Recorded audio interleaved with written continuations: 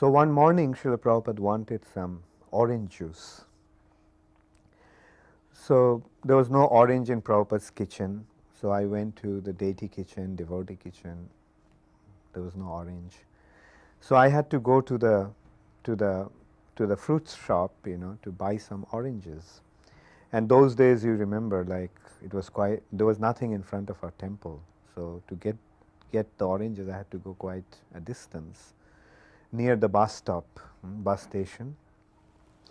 And so I came back with the oranges, and I started to make the orange juice, and the bell rang. Srila Prabhupada used to call us by ringing the bell. And so I ran to Srila Prabhupada's room. So Prabhupada asked me what happened to the orange juice.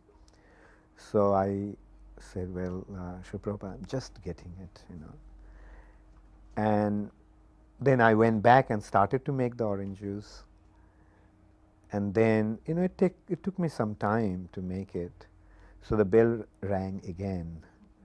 But this time, the bell just kept on ringing continuously, Prabhupada just kept pressing the bell, And just by the sound of the bell, I could understand, how angry Srila Prabhupada must be. So I somehow, finished making the orange juice, put it in Prabhupada's silver cup, and took it on a silver plate and rushed into Prabhupada's room. But as I opened the door, I heard something that sounded like a thunderbolt. And Prabhupada was just telling me, like, take it away, I don't want it. I don't want it, I'd get out of here. But, I could not get out, Like, so with the bowl with the plate with the glass of orange juice in my hands, I just kept on moving towards Srila Prabhupada. And I came to Srila Prabhupada and I held it in front of him. For some time, Srila Prabhupada didn't pick up the glass. And finally, Prabhupada picked it up and he started to drink it. When he started to drink it, I realized that I forgot to bring the bowl of water that Prabhupada would need to wash his mouth after drinking the juice.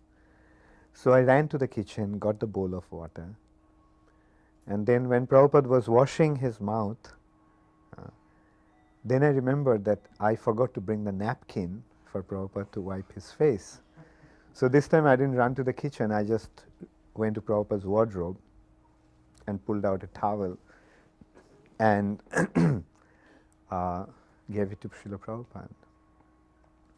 So then Prabhupada started to tell me, you're trying to serve me so nicely, but I always chastise you.